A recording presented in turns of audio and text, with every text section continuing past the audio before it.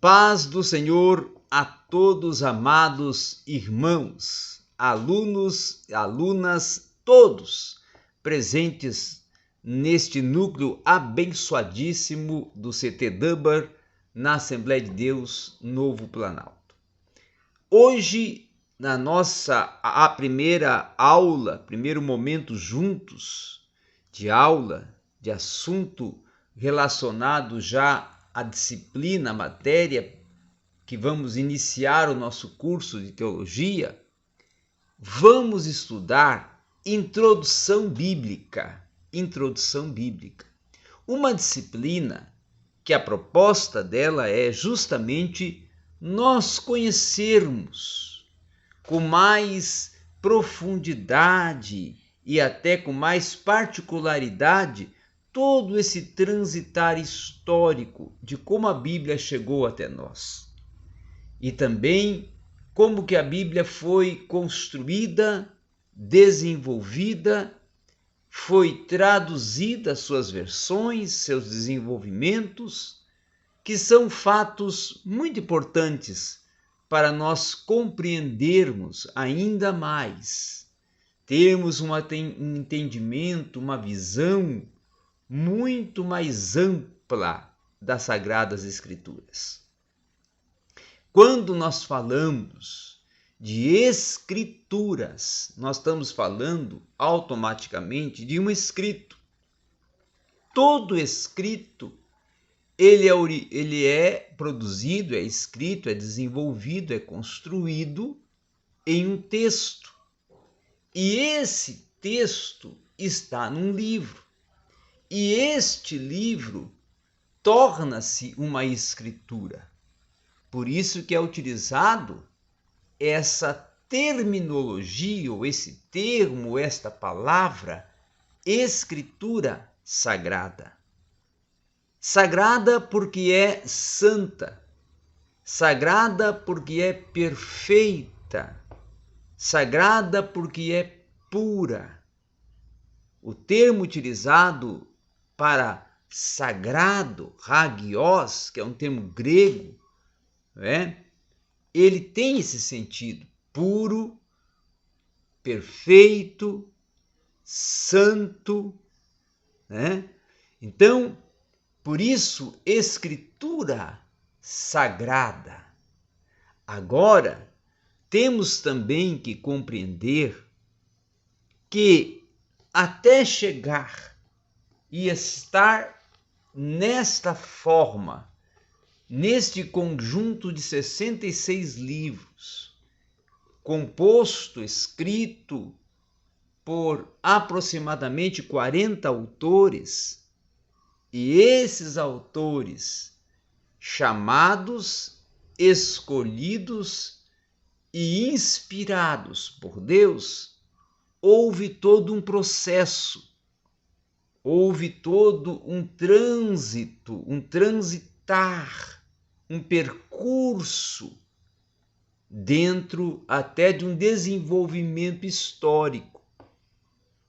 A Bíblia foi construída, só para vocês terem uma ideia, demorou mais de 1.600 anos para ser escrito todo o cânon sagrado, todo o texto sagrado, todos os 66 livros estarem escritos, prontos. Então, são 16 séculos de história, 16 séculos de uma trajetória, de um percurso percorrido.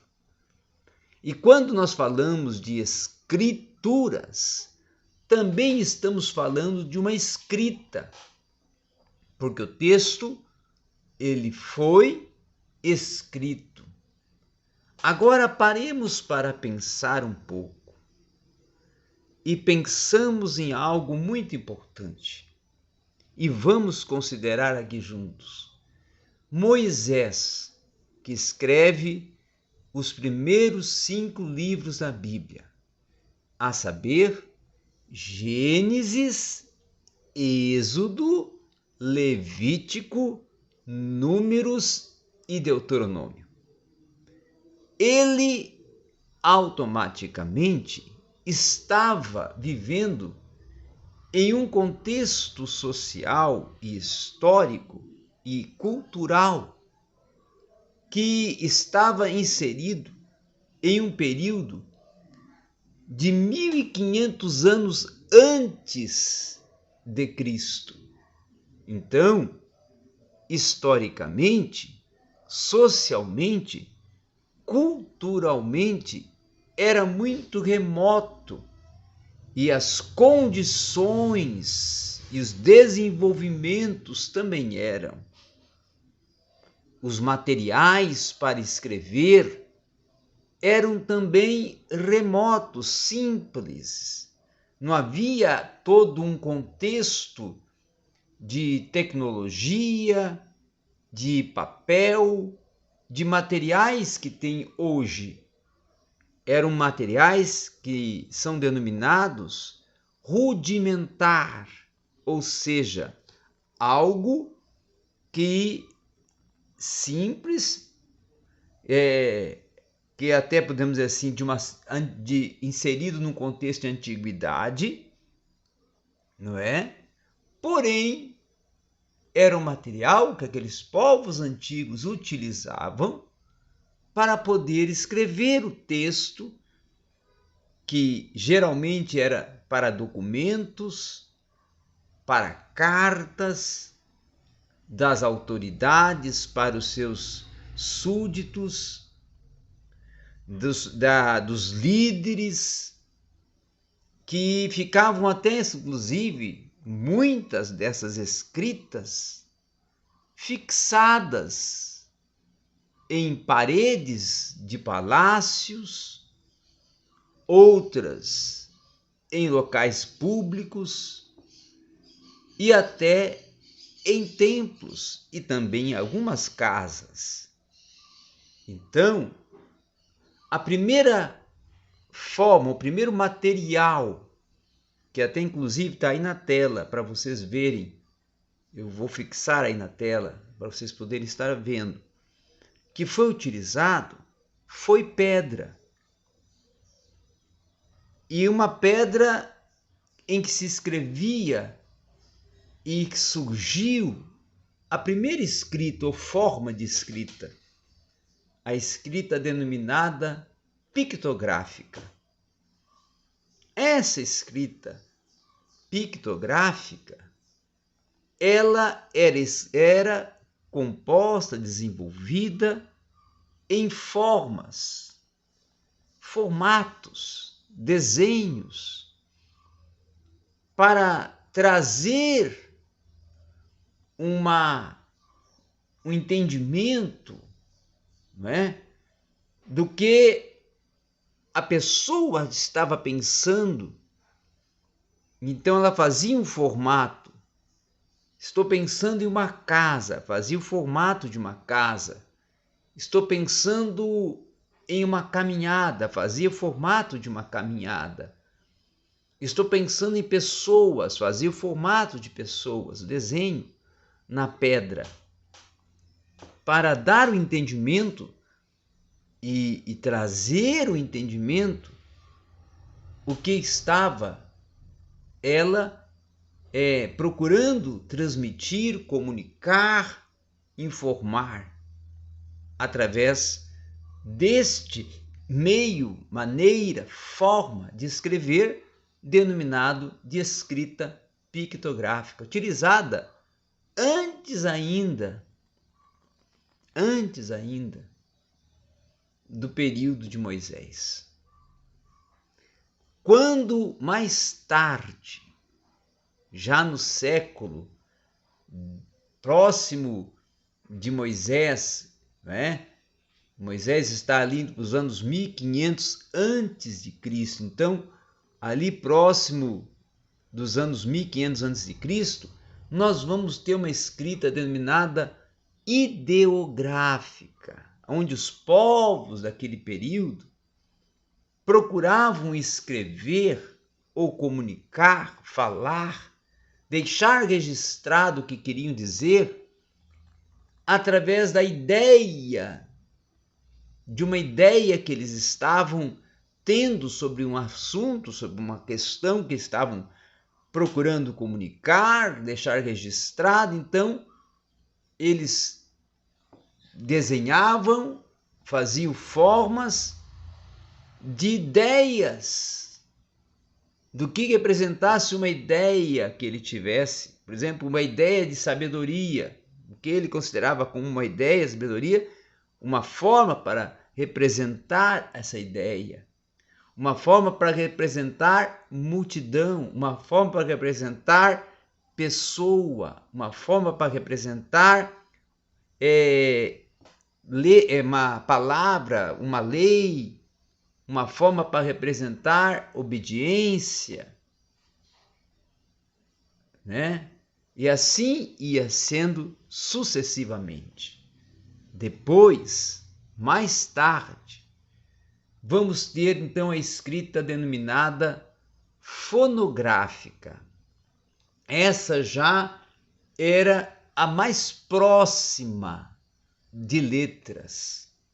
É a partir dessa escrita que vai começar a surgir os primeiros sinais que vão mais tarde dar a oportunidade de surgir as primeiras letras dos primeiros idiomas, nesse caso o aramaico e o hebraico, que era e que se tornou mais tarde, lá a partir de Moisés, depois do 15º século antes de Cristo, o idioma oficial, o idioma falado pelo povo de Israel, o povo judeu.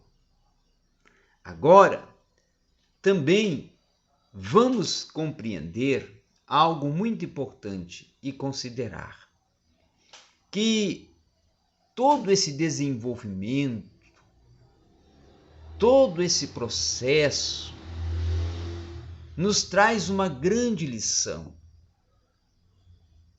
Aqui, todo esse desenvolvimento, esses períodos que foram passando, o povo procurou se comunicar, registrar tudo dentro dos materiais que se dispunha.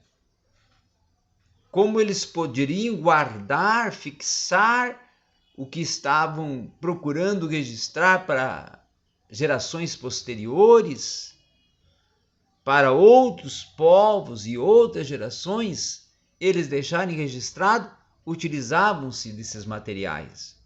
Utilizavam também de outras escritas ou formas de escritas que nós temos hoje, que são as escritas mais simples, mais rudimentares.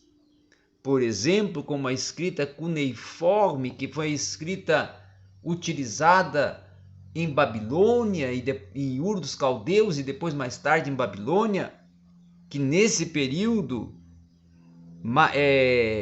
anterior ainda ao exílio judaico, o exílio que vai levar os judeus para a Babilônia, onde vão ficar exilados durante 70 anos, anterior a esse período, esse tempo, vai ter a escrita cuneiforme também, que já era toda ela desenvolvida de uma forma de símbolos, de sinais. Esses símbolos e sinais davam a entender, então, letras que eles já consideravam era o início de um alfabeto surgindo. Então o alfabeto vai começar a surgir a partir dessa proposta e desta forma de escrever. Agora, mais à frente, já quando Moisés está escrevendo o Pentateuco, está escrevendo Gênesis, e depois vai escrever Êxodo, Levítico, Números e Deuteronômio. Então, ele já vai se utilizar de uma escrita que vai ser a escrita fonética e a escrita também que era aprendida e discorrida e trabalhada dentro do palácio de Faraó, aonde Moisés teve a oportunidade durante 40 anos de estar ali no palácio, sendo formado como estrategista militar, como também formado cientificamente, porque aprendeu história, aprendeu ciência, aprendeu com os professores do palácio todas as formas e meios de comunicação, como também instruções e orientações de ordem histórica, científica e até religiosa, para poder se tornar, como era a proposta, um futuro príncipe. Pois nós sabemos que ele deixou esta proposta de se tornar príncipe para se tornar o libertador do povo judeu e levar o povo judeu para fora do Egito. Então, nesse período, ele vai procurar escrever e transmitir uma escrita ainda mais simples, mais processual, de uma forma que o povo compreendesse, entendesse todo o contexto que ele procurava transmitir e estava transmitindo, para se tornar fácil a sua compreensão. Ele procurou escrever dentro já da língua, não do palácio, da escrita que era escrita no palácio, mas da escrita e da língua do povo, aonde já se iniciava a falar o aramaico, onde já se iniciava a falar e se comunicar com outras formas de escrita. E então ele procura se adequar a esse contexto para poder justamente cumprir a sua missão e a sua tarefa de deixar registrado a revelação que recebeu de Deus através de uma inspiração do que aconteceu nos primórdios em Gênesis, os princípios, os começos de tudo, até o período da era patriarcal e depois a saída do povo do Egito, que é narrado em Êxodo, as leis, que é narrado em Levítico e Números.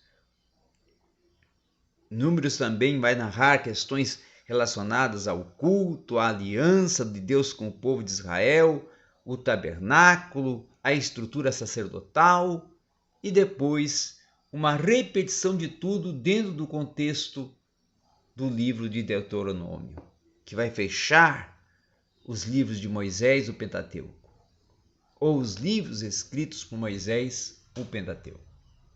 Agora, mais tarde, para que possamos compreender ainda melhor e nos inserirmos nesse contexto, vem então agora a surgir o cânon, porque aí já nesse período os escribas e também aqueles que eram os responsáveis por escreverem e organizarem os textos que foram registrados por esses autores sagrados, os escribas tinham então a responsabilidade de começar muitos deles a traduzirem os textos, a organizarem os textos, e outros até também de formarem esses escritos de uma ordem organizada, sequencialmente, dentro de uma sequência, dentro de uma linha do tempo, organizando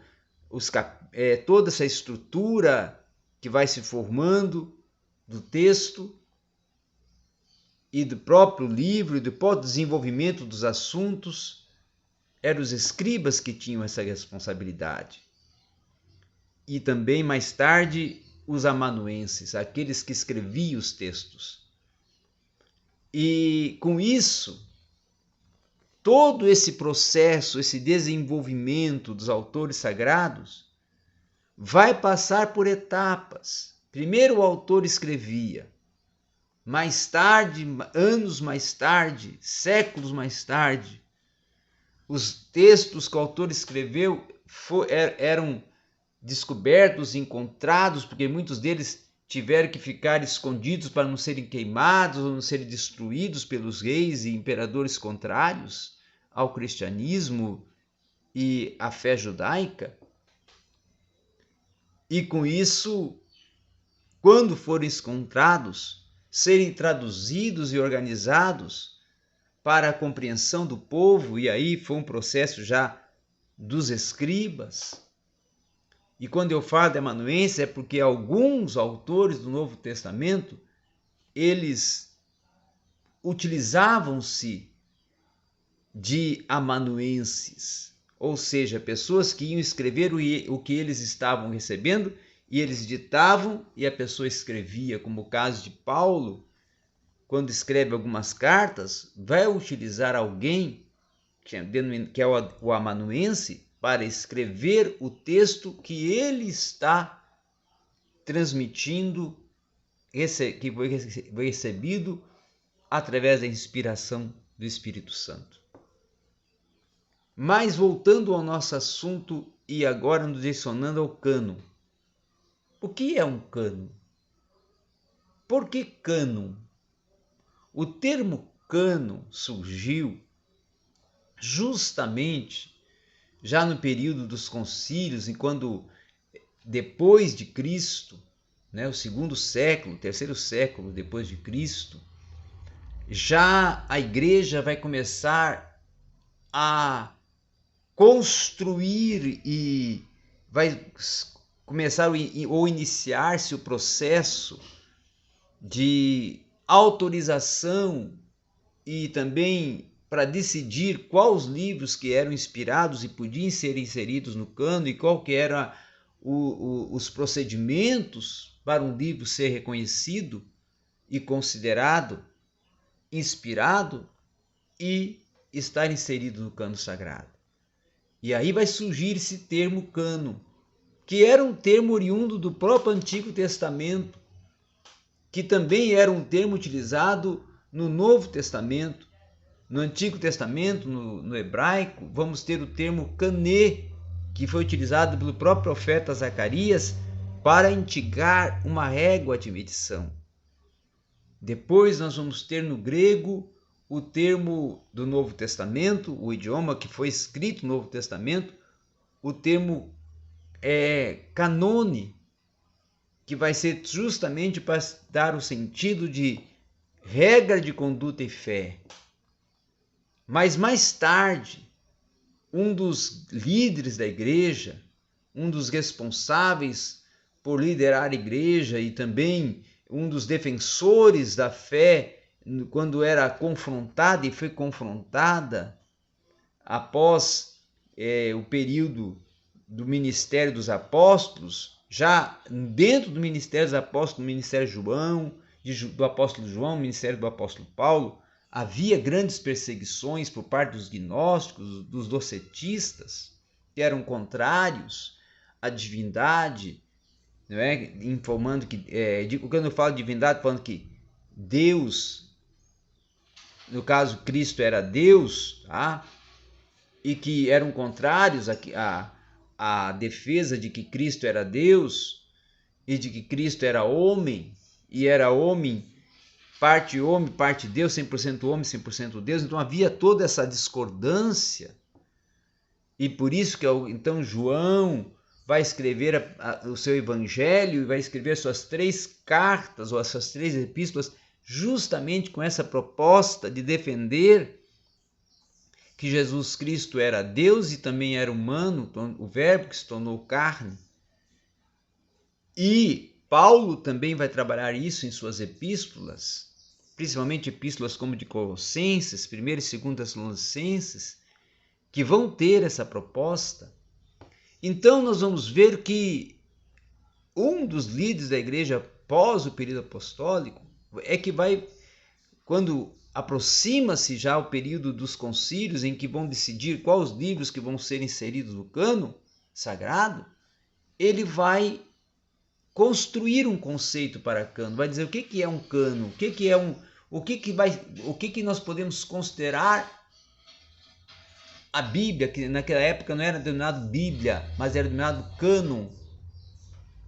Então, o cânon é ou deve ser considerado os livros que foram inspirados pelo Espírito Santo, que possuem essa autoridade, autorizados e inspirados pelo Espírito Santo, como revelação oriunda de Deus para o autor, no caso, este autor, o autor sagrado. E então, ali nesses processos de concílios, de lutas, na verdade, que houve nesses concílios, no sentido de decidir que esses livros deveriam ser considerados como inspirados e utilizados pela igreja, e que foi um grande desafio para eles defender isto, esses líderes da igreja, como também decidirem e definirem os livros que eram inspirados para eles serem colocados no cânon, serem inseridos no cânon do Antigo Testamento, o cânon do Novo Testamento. Quais livros devem conter o Antigo Testamento, quais livros devem conter o Novo Testamento. E os livros que são inspirados, quais são? E os que não são inspirados, quais são? Então essa foi uma decisão. E dentro dessa proposta, dentro desse desafio, vai-se tudo organizando, vai-se tudo se adaptando, sendo proposto, até que, então, os livros são oficializados, são inseridos dentro do cânon sagrado e surge esta oportunidade preciosa de, então, mais tarde, esses cânones se tornarem a Bíblia, o conjunto dos livros sagrados. Não é? E até hoje, quando você abre a Bíblia, você vai abrir uma Bíblia de estudo e vai estar escrito o termo cânon, que é justamente o conjunto de livros do Antigo Testamento, ou a regra de conduta e fé do Antigo Testamento e a regra de conduta e fé do Novo Testamento. Agora, nós temos também que compreender o desenvolvimento e a formação e estrutura desses livros, como que foram primeiramente organizados. E aí nós vamos ter o primeiro formato do Antigo Testamento dentro da proposta do cânon hebraico, ou seja, como os hebreus tinham os livros sagrados, ou como eles eram divididos e organizados dentro do cânon dos hebreus, que era denominado, chamado pela língua e o idioma hebraico de Tanakh, que seria a mesma coisa de uma Bíblia hebraica, tá? E aí estava dividida a Torá, que é os 5 livros da lei, para eles, dentro de uma divisão.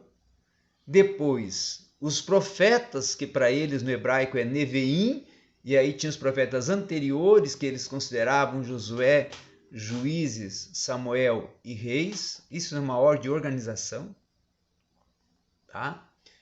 Para a forma como eles consideravam, os hebreus. Isaías, Jeremias, Ezequiel e os 12, eles consideravam profetas posteriores, porque Daniel eles consideravam como livro histórico. E como eu falei ontem, Daniel não somente é um livro histórico, mas é o livro mais completo que nós podemos olhar no aspecto de forma literária. Ele é histórico, ele é profético, é o livro que mais indica a soberania de Deus e ele é apocalíptico. Então, nós podemos também ver que depois tinha os escritos de sabedoria e poesia, denominado escritos de sabedoria, não é? Que era poesia hebraica, Jó, Salmos, e aí vamos ter os livros estritos de sabedoria, que era sabedoria popular, escritos por Salomão, Provérbios, depois Eclesiastes e, por último, Cantares de Salomão, que é um livro, como eu falei ontem, que retrata o relacionamento da noiva com o noivo, como comparando a igreja com Cristo. E também, mais tarde, vamos ver também a organização dos livros considerados históricos, que eles chamavam de Keduvim, história, ou escritos, que eram justamente os livros denominados históricos.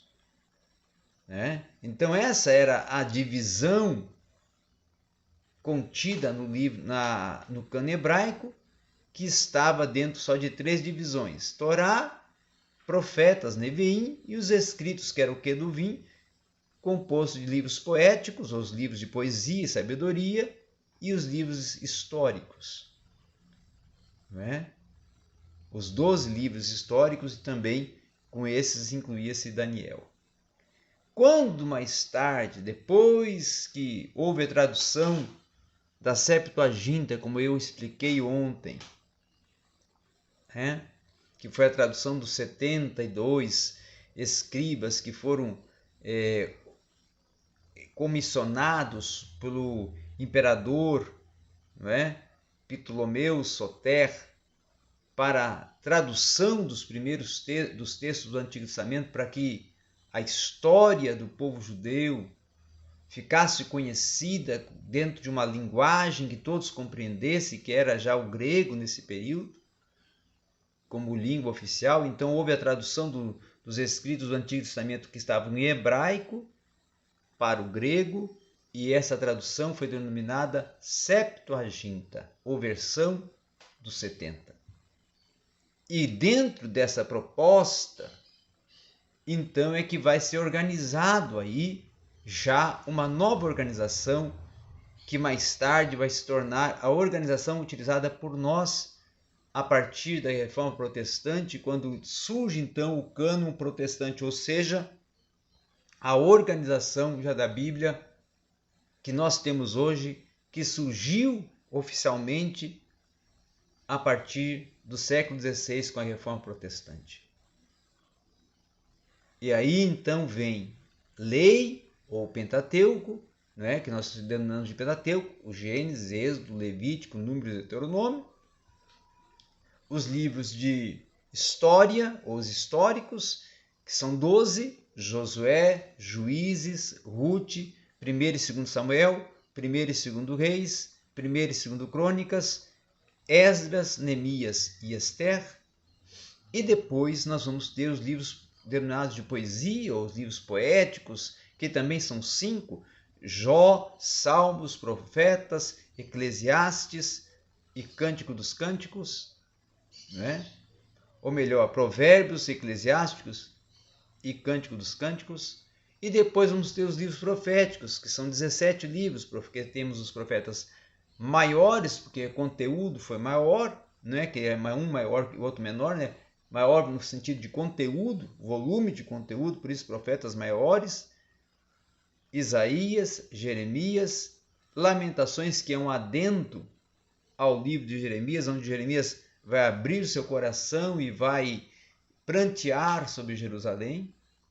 Depois Lamentações, que é esse livro de Jeremias, é adendo, Ezequiel e Daniel, e na sequência os 12 livros dos profetas menores, ou de menor conteúdo, que é Oséias, Joel, Amós. Depois temos Obadias, Jonas, Miqueias, Naum, Abacuque, Sofonias, Ageu, Zacarias e Malaquias. E assim foi constituído o cânon do Antigo Testamento. Então, basicamente, foi esses os assuntos que nós tratamos, estudamos na primeira aula, nesse primeiro momento juntos, nessa primeira oportunidade que tivemos de estar estudando sobre a Bíblia em todo esse seu transcurso de formação, construção e desenvolvimento do texto sagrado, até chegar e tornar-se todo esse conjunto e tornar-se todo esse contexto dos livros que formam o Antigo Testamento, 39 livros, os 27 livros do Novo Testamento, ao todo 66 livros compõem a Bíblia Sagrada, e vi tornando-se traduções, versões, até chegar na língua portuguesa e chegar em nossas mãos. E é isso que nós vamos estudar e estamos estudando. Estudamos hoje um pouco, na próxima aula, na próxima segunda, vamos dar continuidade, já estudando o que vem a ser inspiração das Escrituras, como que elas foram inspiradas, qual é o processo que surgiu, como que ocorreu, como que Deus foi trabalhando na vida de cada autor para ele escrever o texto, e assim vamos indo a cada etapa aprendendo mais. É esta a proposta nossa junto a vocês. Lembrando que qualquer dúvida que tiver, pode entrar em contato comigo, em particular aí na igreja, na hora da aula, se tiver uma dúvida pode perguntar, ou após a aula, como também pode vir a perguntar ou fazer uma pergunta, uma indagação, também no meu WhatsApp privado. Eu tenho o meu número aí no grupo, vocês podem entrar lá e fazer a pergunta no privado, mandar uma pergunta para mim se tiver alguma dúvida, tá ok? Eu estou aqui para ajudar vocês nesse projeto tão abençoador de acrescentar ainda mais conhecimento para nós podermos nos apresentar a Deus como obreiros aprovados que manejam bem a palavra da verdade. Obrigado a todos.